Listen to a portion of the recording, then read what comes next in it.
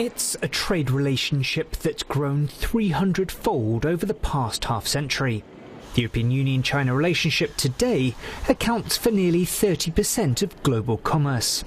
But EU officials say that issues including a trade deficit of more than $450 billion, subsidy disputes, limited market access, restricted exports of rare earth elements and overcapacity are creating an unstable trading environment.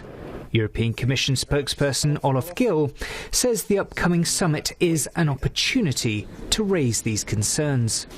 That relationship and the development and growth of that relationship must be based on fair competition and on a level playing field. And there are a number of trade distorting measures, unfair competition and unlevel playing field challenges that the EU wants China to meaningfully address. But the European Commission has played down hopes for a swift resolution. This summit was originally billed as a two-day affair, but now the programme's been squeezed into a single day. No major trade announcements are expected, but EU officials say the opportunity for leaders to have frank, honest conversations is a positive step. A number of industries are pushing for relations to get back on track. Last year, the EU imposed duties of up to 38% on Chinese electric vehicles, citing unfair state subsidies. Beijing accuses Brussels of protectionism and has subsequently slapped a 35% duty on EU brandy, following an anti-dumping probe of its own.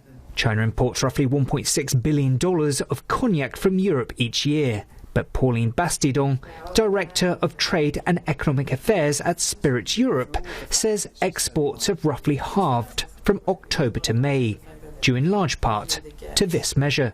Since our members have done nothing wrong, we're still asking for the whole thing to disappear, and I think it's also a strong request of the EU as a precondition to see an improvement in the relationship between the EU and China.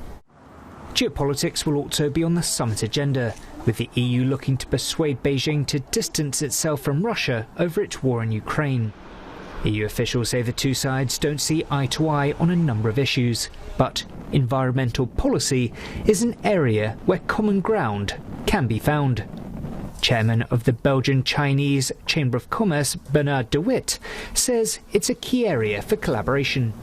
We are now confronted to decisions to be taken for a greener economy, for instance, for some common research in these fields, because it's our interest here on Earth to have a common solution and to join forces to fight that. The EU says it seeks to de-risk, not decouple from China. Bilateral ties may have entered choppy waters, but European leaders say the summit is an opportunity for real engagement to achieve a balanced relationship that delivers for both sides. William Denselow, CNA, Brussels.